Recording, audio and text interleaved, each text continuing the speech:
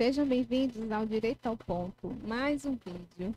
Vamos falar sobre a lei do silêncio, ou a lei do psiu, se você preferir. Então já vai curtindo aí, porque o tema é bem interessante. Vai comentando, deixa a sua pergunta e também vai compartilhando com os amigos. E não se esquece de inscrever no canal. A gente vai falar sobre os requisitos dessa lei, quando ela pode ser aplicada ou deve ser aplicada.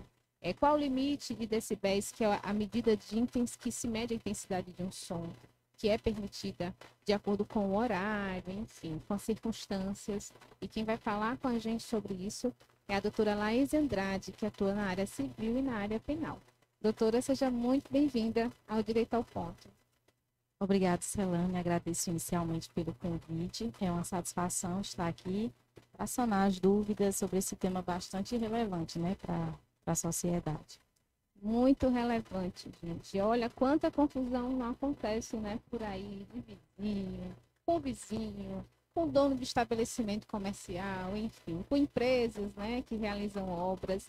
E aqui vocês vão tirar realmente as dúvidas e saber como agir. Para começar, doutora, o que é essa lei do silêncio?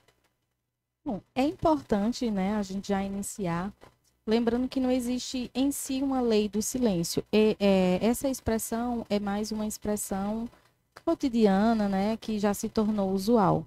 Mas na legislação brasileira não existe uma lei do silêncio. Existem artigos que se assemelham, que dão embasamento, né, para punições e para o controle, né, dos sons, das coisas que causam uma certa perturbação dentro da sociedade. Aquilo que perturba o sossego alheio, né? Perturba o sossego público, pode prejudicar a segurança, inclusive. Então, tudo isso é, vamos dizer assim, contemplado por esse conjunto, vamos dizer assim, de normas de regulamentação que é conhecido como a Lei do Silêncio. Exatamente. Cada cidade, ela tem um parâmetro, existe um parâmetro, mas toda cidade tem uma lei orgânica que regulamenta essa situação da lei do silêncio, que a gente trata nesse momento. Existem essas leis orgânicas e dentro dessas leis orgânicas existe um controle. E esse controle vai variando. Aqui na nossa região, Petrolina e Juazeiro, existe uma quantidade de decibéis permitidos durante o dia e durante a noite. Entendi. Quais são os tipos, antes da gente saber exatamente, né, a quantidade de decibéis por horário, né, por situação, quais são os tipos de sons, por exemplo, que podem ser regulamentados por esse conjunto de normas? Varia muito, né? Desde um som automotivo, desde um som ao vivo, uma caixa de som, uma televisão, ou até mesmo a que estabelece na lei de contravenções penais a algazarra, que seria o quê? Risadas, gritarias e etc. Então, é além do que a gente imaginava, né? Porque quando a gente fala da lei do silêncio, a gente imagina que é só em relação a som, né? Som de Verdade. carro, o som do vizinho, o som ali de um barzinho, enfim, de um restaurante. Mas, na verdade, até de vozes humanas, no caso, né? Das algazarras, risadas, gritaria, animais domésticos, né? Então, se tem um vizinho ali que tem um animal que incomoda, olha aí, você tem até a lei a seu favor para tentar resolver de forma amistosa, caso você tenha tentado resolver, né, diplomaticamente ali numa conversa e não conseguiu. Doutora, qual é o limite, né, de decibéis? Decibéis, gente, é a forma de medir, né, a medida da intensidade do som. Então, qual é a quantidade de decibéis, por exemplo, permitida aqui na região? Celane, como eu disse, né, anteriormente, varia, mas como a gente está tratando aqui da nossa região, aqui na região Petrolina, Juazeiro, durante o dia é permitido até 70 decibéis e à noite até 60, né? Para a gente ter uma noção, porque como você, né, bem explanou, é até complicado dizer assim, sim, decibéis, qual a quantidade, né? Mas assim, para a gente ter uma noção, um show artístico, né, chega a 120 decibéis. Então, 70 para 120 dá para a gente ter uma noção. Até porque quando começa a perturbação do sossego, né, naturalmente a gente percebe, né? Logo identifica. Então, você aí que está nos assistindo, que está em casa e que passa por uma situação como essa, você não tem como medir os decibéis. mas você consegue identificar quando o som ele já está no volume alto. Aquele som, né, doutora, que, por exemplo, o vizinho coloca e tu não consegue nem assistir a TV, a não ser que aumente muito o volume da TV. Você não consegue falar direito ao celular ou sequer conversar com as pessoas dentro de casa sem precisar aumentar o tom de voz. Ou seja, é necessário aumentar o seu tom de voz, gritar, para ser ouvido, né? E também ouvir, né? Verdade. Exatamente. Então, assim, esse é o limite, né? 60 decibéis. Existe, gente, algumas pesquisas que a gente fez aqui no Direito ao Ponto que fala que 60 decibéis é aquele limite que dá para você ter uma boa conversa. Né? Exato. Aí, como a senhora falou, a partir de 70, aí já fica alto. Além de prejudicar a saúde auditiva, também já compromete, por exemplo, a paz, né? O sossego alheio. E 120, no caso, como a senhora falou, é para festas, né? Artísticas. Eventos maiores, né? Que São Joões, carnavais, né? O que é permitido no espaço aberto, no espaço apropriado, né? E que é um período, por exemplo, rápido, todo mundo espera, né? Enfim, vamos dizer assim, suportável, né? Na medida do possível. E quem deve fiscalizar, doutora? Compete a autoridade policial, né? A polícia militar, em si, manter a ordem social, né? Então, de modo geral, a polícia militar, ela é a responsável, mas também existem no caso em Petrolina Ampla, né? As secretarias de urbanismo, de meio ambiente, elas também têm essa missão de manter, né? Porque a questão da poluição sonora é uma questão ambiental. Então, cabe às secretarias municipais de meio ambiente tratar e fiscalizar sobre o assunto. Doutora, como mediar, né, esses problemas provocados por perturbação de sossego, né, com som? A gente já sabe que esse som pode ser de um animal doméstico, pode ser de uma obra, pode ser de algazarras, né, ou seja, vozes humanas, gritarias, pode ser de som automotivo, que é a mesma coisa que o som do carro. Por quê? Vamos imaginar que é algo que acontece demais.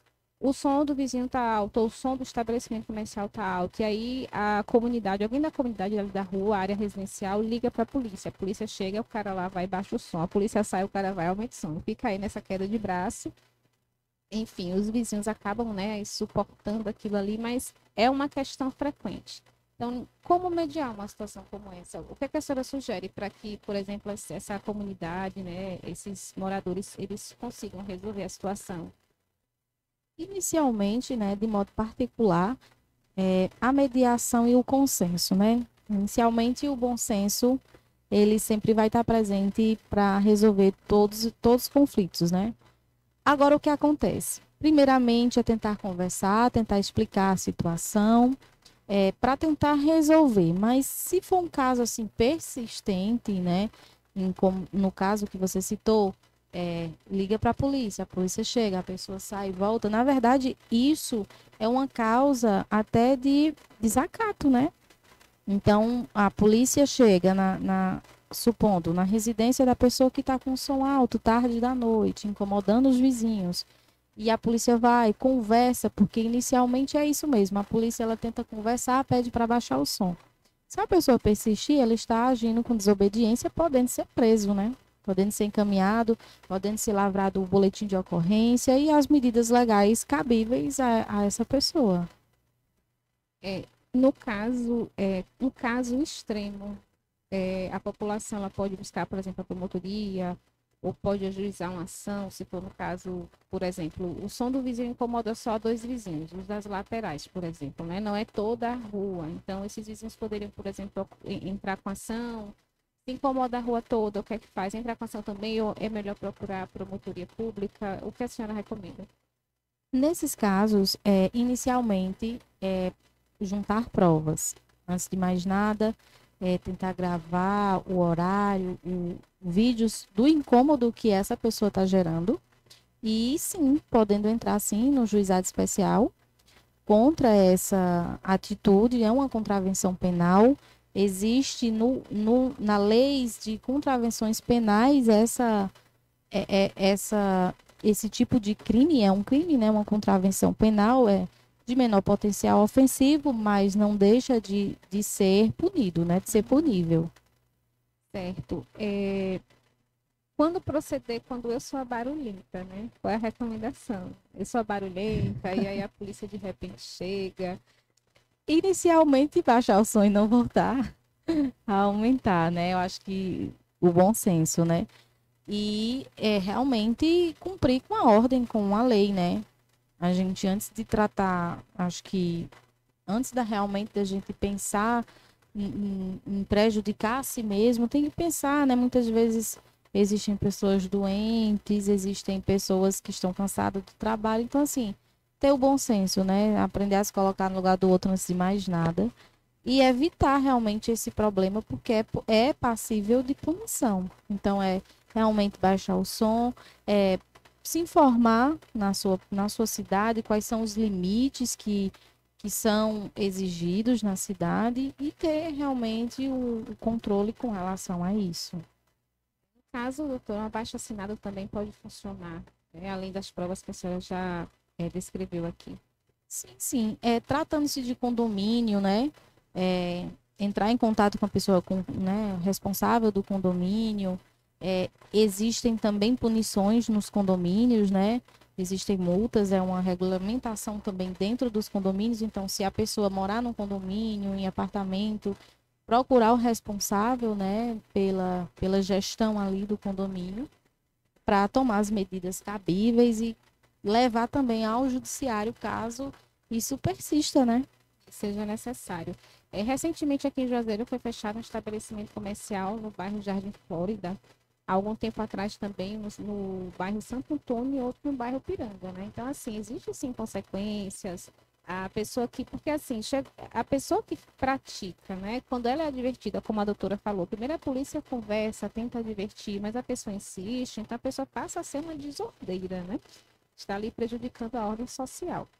Então, tem sim punição, né? E imagine a pessoa ter o seu estabelecimento fechado, né? Proibido de abrir ali o seu estabelecimento, inclusive até sendo um prédio próprio, não é nem alugado. Mas está proibido, porque desrespeitou, né? As leis e perturbou a paz alheia e pública. Que outras punições, doutora, pode o infrator sofrer? Pronto, muito interessante o que você falou. Estabelecimentos comerciais, pode perder o alvará, pode ser fechado, né? Quem estiver perturbando o sossego alheio com sons automotivos, pode ocorrer a apreensão do veículo, a apreensão do som, multa, né? Então, assim, existem várias punições realmente dentro dessas situações, então vai variando mesmo, assim, do tipo de onde está vindo esse delito. São questões bem sensíveis até. Imagine alguém que tem um animalzinho de estimação, mas o bichinho é barulhento, incomoda, né? Como uma situação delicada para resolver. E às vezes, de fato, precisa, né? Vamos dizer assim, do apoio do judiciário para resolver de forma, vamos dizer, pacífica e de forma bastante justa.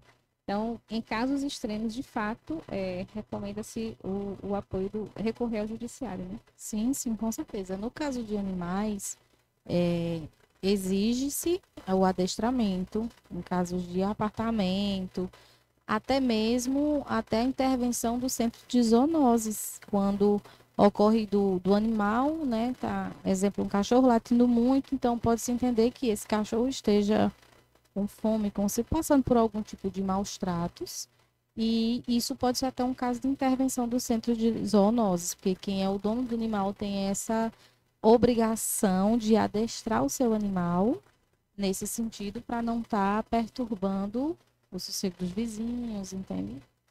É bem interessante, né? E aí, gente, e é algo que geralmente as pessoas não buscam, né? Um adestrador, né? Não tem essa preocupação de adestrar o animal. Não é bem uma cultura, vamos dizer assim ainda, né? Um costume. Teve um caso concreto, doutora, que chegou aqui até o direito ao ponto, que um estabelecimento comercial estava incomodando os vizinhos, numa área residencial, né? E assim, dia de semana, dia útil, né? Até 2 da manhã, com som bastante alto, pessoas pensando até em sair de suas casas, mudar de residência, porque já tinham falado com o rapaz e ele não melhorava, né? Ou seja, não recuava, não se corrigia. E aí a comunidade decidiu fazer denúncia na prefeitura, né? Foi até o órgão responsável. Quando chegou lá, o responsável, né, por essa situação, para resolver, fiscalizar, enfim, autuar, multar, era amigo do desordeiro, né? Ou seja, nada aconteceu. E aí? Qual é a sugestão? Nesses casos aí, primeiramente fazer uma denúncia no órgão competente, né? Sobre essa situação antiética profissional da pessoa que está, digamos assim, acobertando o malfeitor, né? E até mesmo procurar o Ministério Público, fazer uma denúncia perante o Ministério Público para atuar, né, de forma mais incisiva, né? Porque não existe só realmente a responsabilidade do órgão municipal, né? Existem os órgãos estatais, o judiciário, né? Entrar com ação no juizado especial, mas de antemão denunciar, né, a atitude do, do funcionário da instituição. E posteriormente procurar outros meios para solucionar esse caso. A Lei de Contravenções Penais, no artigo 42, ela traz uma lista, né? Assim, prescreve algumas condutas, alguns comportamentos que são considerados ofensivos, né? Perturbadores da paz alheia. Um deles que chama atenção é a questão da profissão, né? Ou seja, não é só perturbar a paz ali, o sossego ali, mas perturbar também um profissional, alguém que esteja trabalhando e que, por alguma razão, né, algum barulho, enfim, algo do que a gente já falou aqui, venha perturbar, né, a profissão também, essa pessoa vai ser enquadrada. Inclusive, se for uma obra, uma reforma, por exemplo, que esteja atrapalhando o profissional. É muito importante, né? Esse ponto também, realmente, as reformas, as obras, né? Que naturalmente elas fazem barulho, mas existe um limite e um horário para isso, né? Por exemplo, uma pessoa iniciar uma obra às 4 horas da manhã, né? Tá aquele negócio batendo ali, não é legal. Isso também se enquadra na perturbação de sossego. Então, são muitas variáveis, né? Como eu disse, são muitas variáveis. Tudo aquilo que perturba o sossego, o trabalho e a convivência humana em si, ela é perfeitamente cabível como uma perturbação do sossego. Inclusive, a pena, gente, na lei de contravenções é detenção, né? Inclusive multa. No caso de toda essa multa, qual seria o valor? Ela vai variar, né? Dependendo do nível, né, do delito, e pode variar entre 2 a 10 mil reais e a prisão simples de 15 dias até 3 meses de detenção. Olha aí, gente, de 15 dias a 3 meses, né? Detido, não é Uma dor bonito, de não. cabeça. Exatamente, né? A gente está concluindo já o Direito ao Ponto. Vai curtindo aí, compartilha, se inscreve no canal, deixa sua pergunta que a doutora Laís responde sim para você. E, gente, nada é melhor do que andar, né, corretamente, né? De procurar cumprir as regras sociais. Quando eu era assim, adolescente, né, que eu sou jovem, meu pai chamava muita atenção, minha e dos meus irmãos, porque jovem muitas vezes não tem a noção, né, dos gritos, e ele dizia, vocês têm vizinhos, falem baixo, e é uma coisa que ele dizia que eu achava muito engraçada, eu vou dizer aqui para vocês. Vocês não moram numa selva. E é isso, gente, né? A sociedade tem regras, elas precisam ser cumpridas, porque o meu direito termina quando o seu começa e vice-versa, não é isso, doutora? Com certeza. Né? E é como falei, né? A questão de você se colocar no lugar do outro. Eu acho bacana, diversão, ter os seus momentos de lazer, mas tudo com bom senso, né? É como você fala, né? Ter essa noção dos seus direitos e dos seus deveres acima de tudo, né? Exatamente. Gente, eu vou deixar na descrição do vídeo quais são os órgãos que vocês podem recorrer, tá? Aqui em Juazeiro e Petrolina, caso haja necessidade de fazer uma denúncia de alguém que está se excedendo nos barulhos, se excedendo e insistindo, né? Porque se exceder, uma hora ou outra todo mundo se excede. Eu creio que seja humano, é normal. Mas a questão é a insistência, né? E o desrespeito quando alguém vai lá pedir, por exemplo, para baixar o som, algo do tipo. Então, vocês fiquem ligados aí que na descrição vai estar esse contato que pode ajudar vocês. Eu quero agradecer a doutora mais uma vez. Muito bom os seus esclarecimentos, doutor. Aprendi bastante. Eu que agradeço, me ponho à disposição e vamos curtir, mas com bom senso, né? Exatamente, vamos celebrar, mas com bom senso. Gente, um Feliz Natal, um ano novo cheio de paz, de saúde, de vitórias, de sonhos realizados, muitas bênçãos do céu. E a gente vai entrar de recesso, tá? A gente só se vê em janeiro de 2023. Até lá.